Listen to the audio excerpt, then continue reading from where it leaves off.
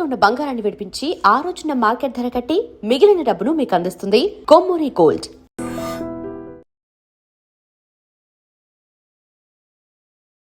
నమస్కారం, welcome to I dream.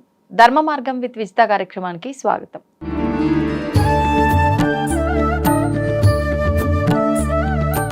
మిథున రాశి అండి.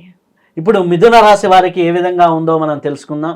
మిథున రాశి వారికి చూసినట్లయితే మృగశిర 3-4 పాదాలు, ఆరుద్ర 1, 2, 3, 4 పాదాలు, పునర్వసు 1, 2, 3 పాదాలు, వీటిని ఈ 9 పాదాలు అంటే మృగశిర, ఆరుద్ర, పునర్వసు. మృగశిర 3, 4, ఆరుద్ర పూర్తిగా ఉంటుంది, పునర్వసు 1 నుంచి 3 పాదాలు కలిపి మిథున రాశి అంటాం. వీరికి ఆదాయం 8, వ్యయం 11. వీరికి ఆదాయానికి మించిన వ్యయం ఉంది, అలాగే రాజ్యపూజ్యానికి మించిన అవమానం ఉంది. కాబట్టి ప్రముఖ రాజకీయ నాయకులది కూడా ఈ జాతకాల్లో మిథున రాశిలో ఉంటుంది. కాబట్టి మిథున రాశిలో ఉన్నటువంటి వారికి రాజ్యపూజ మంచి అనే దానికంటే చెడు అనేది ఎక్కువగా ఉంటుంది.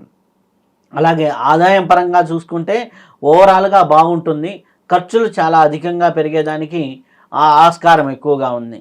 అలాగే వీరికి గ్రహస్థితి ప్రకారం చూసుకుంటే మిథునంలో ఈ యొక్క గురువు జూన్ వరకు ఉంటున్నారు. జూన్ 1, 2 తేదీల్లో మారుతున్నాడు కాబట్టి ఆ తర్వాత 2వ స్థానానికి వస్తున్నాడు.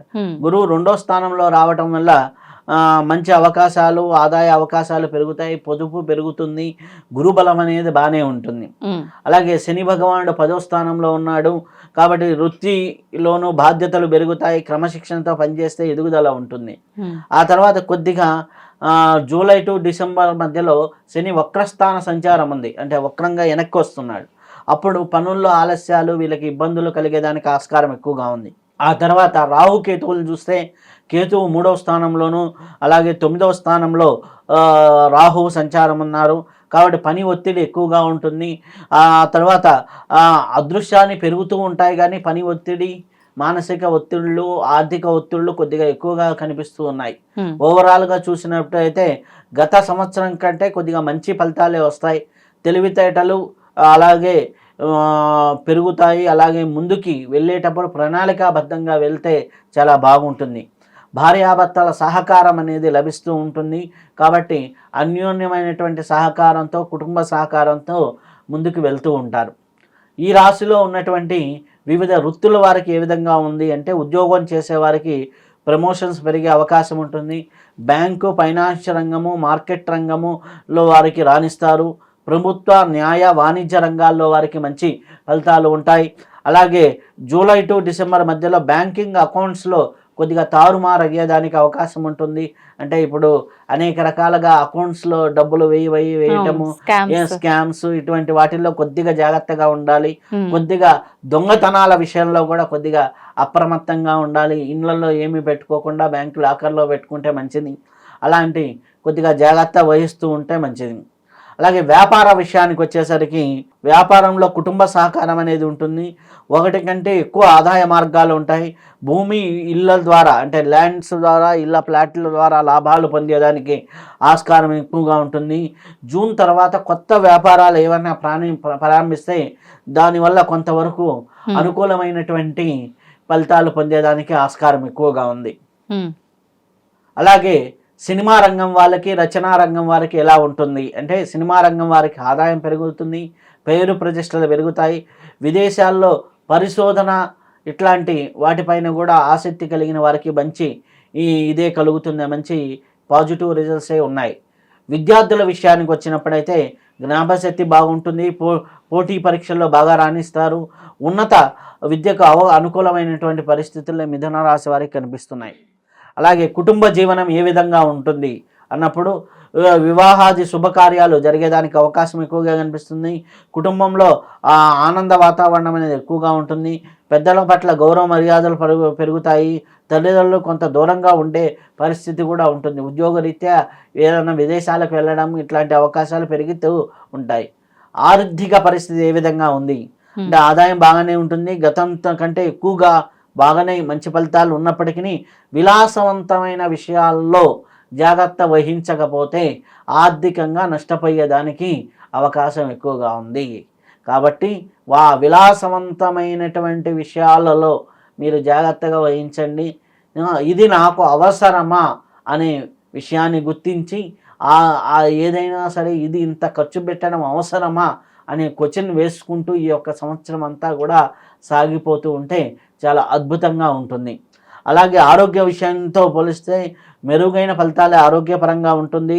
ఒత్తిడిని నియంత్రించే కొద్దిగా ప్రాణాయామము, యోగ సాధన, ధ్యానము చేస్తూ ఉంటే మంచి ఫలితాలు కనిపిస్తూ ఉన్నాయి. అధిక ఆత్మవిశ్వాసంతో మొండితనంతో అడుగులు వేస్తారు. అక్కడ ప్రమాదాలు జరుగుతుంటాయి. నాకేమవుతుందిలే అని మొండి ధైర్యం అనేది పనికిరాదు. అది ఆ విషయంలో జాగ్రత్తగా ఉండాలి. వీళ్ళకి అదృష్టాన్నిచ్చే సంఖ్య 5, 3, 5, 8 తేదీలు వీరికి బాగా ఉంటాయి. ఆదివారము, బుధవారము, శుక్రవారము, శనివారాలు బాగా కలిసి వస్తూ ఉంటాయి. కాబట్టి ఆ విషయాల్లో కొద్దిగా ఆ తేదీల్లో ఏదైనా పనులు చేసుకుంటున్నా కానీ మంచిగా ఉంటుంది. గురుబలం బాగా ఉంది కాబట్టి యోగకాలం కింద మనం చెప్పవచ్చు. గురుబలం బాగుంది కాబట్టి తెలివి, మాటలో చమత్కారము, అలాగే మాట వాక్కు శుద్ధత ఇవన్నీ పెరుగుతాయి. కానీ దానితో పాటు ఓవర్ కాన్ఫిడెన్స్ పడిగి నష్టం చేసుకునేదానికి మిథున రాశి వారికి ఆస్కారం ఎక్కువగా ఉంది. వీరు చేసుకోవాల్సినటువంటి రెమెడీస్ ఏంటి అంటే బుధవారం విష్ణు సహస్రనామ పారాయణ చేసుకోవడం, అలాగే పెద్దలకి సేవ చేయడం. ముందర మన కర్మ పోవాలి అంటే మనకి సేవ ద్వారా కర్మ పోతూ ఉంటుంది, సాధన ద్వారా కర్మ పోతూ ఉంటుంది. వీలైనంత వరకు సేవ చేసుకుంటూ మనం వెళ్తూ ఉంటే బాగుంటుంది. అలాగే శివారాధన కూడా చాలా ముఖ్యము. ఇవి చేసుకుంటూ ముందుకు వెళ్తూ ఉంటే చాలా సత్ఫలితాలు పొందేదానికి ఆస్కారం ఎక్కువగా ఉంది. ఇవి గోచార ఫలితాలు. అలాగే గ్రహచారం అంటే మన యొక్క జాతక పరిశీలన కూడా చేసుకొని రెండింటిని మేళవించుకొని మిథున రాశి వారు వారి ఫలితాలను పరిశీలించుకొని చూసుకున్నట్లయితే చాలా మంచి ఫలితాలు పొంది మంచి అద్భుతమైన ఉన్నత స్థితి కలిగి ఆయురారోగ్య ఐశ్వర్యాలు కలిగేదానికి ఆస్కారం ఎక్కువగా ఉంది. మరి కర్కాటక రాశి వారికి పరాభావన సంవత్సరంలో ఎలా ఉందండి? కర్కాటక రాశి వారికి పునర్వసు 4వ పాదము, అలాగే పుష్యమి 1, 2, 4, ఆశ్లేష 1, 2, 4 పాదాలను కలిపి మనం కర్కాటక రాశి అనుకుంటాం. కర్కాటక రాశి వారికి ఆదాయం 2, వ్యయం 11, అలాగే రాజ్యపూజ్యం 4, అవమానం 7. ఓకే, కర్కాటక రాశి వారికి చూసుకుంటే మంచి అనేదానికంటే చెడు ఎక్కువ, అలాగే అవమానం ఆదాయం కంటే వ్యయం ఎక్కువగానే ఉంది. మెల్లగా ఆదాయం పెరుగుతూ ఉంటుంది. నియంత్రణ అవసరం వీరికి. ఎప్పుడు చూసినా కానీ ఎక్కడెక్కడ ఖర్చు పెడుతున్నామనేది నియంత్రణ, సెల్ఫ్ నియంత్రణ అనేది చాలా అవసరం కర్కాటక రాశి వారికి. అలాగే వీరికి బృహస్పతి 12వ స్థానంలో సంచారంలో ఉంటాడు. తర్వాత జూన్ నుంచి వారి యొక్క స్థానంలోకి వస్తూ ఉన్నారు. 2 స్థానాలు అంత మంచివేమి కాదు. గురుబలం అనేది కొద్దిగా తక్కువగానే ఉంది అనేసి చెప్పవచ్చు. ధన లాభం, పేరు ప్రతిష్ట, అభివృద్ధి ఉంటాయి. కానీ అంత దానికి మించిన ఖర్చు కూడా కనిపిస్తూ ఉంది. అలాగే రాహుకేతువులు చూసుకున్నట్లయితే రాహు సింహంలో ఉంటాడు, కేతువు వచ్చేసరికి వీరికి 2వ స్థానంలో కేతువు, 8వ స్థానంలో రాహు ఉంటాడు. కాబట్టి ఖర్చులు పెరుగుతూ ఉంటాయి. కుటుంబం కోసం అనేక విధాలుగా ఖర్చులు చేయాల్సి వస్తూ ఉంటుంది. శని 9వ స్థానం. కష్టం చేస్తేనే తప్పక ఫలితం వస్తూ ఉంటుంది. అంటే కష్టపడితేనే ఫలితం ఉంటుంది. అనుకున్న ప్లాన్లు కొద్దిగా ఆలస్యం అవుతూ ఉంటాయి. బద్ధకము, కొద్దిగా మతి స్థిమితం లేకపోవడం, అంటే మతి స్థిమితం అంటే జ్ఞాపక శక్తి ఇవన్నీ లేకపోవడం అనేది జరుగుతుంది. ఈ సంవత్సరంలో 2వ భాగం అంటే డిసెంబర్ తర్వాత కొద్దిగా రాహుకేతువుల్లో మార్పు వస్తుంది. కాబట్టి అప్పటి నుంచి కొద్దిగా బాగుంటుంది. అలాగే ఆత్మవిశ్వాసంతో పనిచేస్తే బాగుంటుంది. అలాగే క్రమశిక్షణ, ముఖ్యంగా వీరికి ఏంటంటే క్రమశిక్షణ అవసరం. అంటే ప్రణాళికాబద్ధంగా ఏది ఎక్కడ ఎలా అనేది క్రమశిక్షణతో ముందుకు వెళ్తూ ఉంటే చాలా మంచి ఫలితాలు రావడం అనేది జరుగుతుంది. ఉద్యోగస్తులకు ఎట్లా ఉంటుంది అంటే మంచి అవకాశాలు కనిపిస్తూ ఉన్నాయి. ఉద్యోగంలో స్థిరత్వం ఉంటుంది. ప్రభుత్వ రంగాల్లో మనం చూసుకున్నట్లయితే వారికి మంచి అవకాశాలు ఉంటాయి.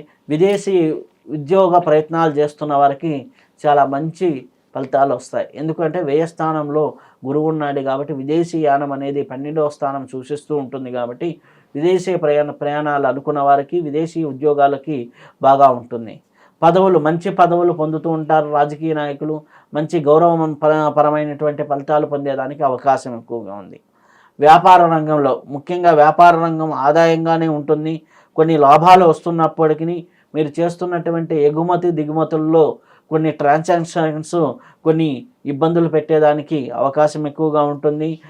హోటల్స్, క్యాటరింగు, అలాగే ఆహార వ్యాపారాలు, ఫార్మసీ, వైద్య రంగము, ట్రేడింగ్ రంగంలో ఉన్న సర్వీస్ రంగాల్లో ఉండే వాళ్ళకి అనుకూలంగా ఉంటుంది. అలాగే మీరు జాగ్రత్తలు తీసుకోవాల్సింది, మాట తొందరపాటు తగ్గించుకోవాలి. అహంకార ధోరణి అనేది తగ్గించుకుంటే మంచిది. వీరికి అతిగా ఆశపడటం కూడా కొద్దిగా ఎక్కువగా ఫలితాలు కొద్దిగా ఇబ్బంది కలిగించేదానికి అవకాశం ఎక్కువగా ఉంది.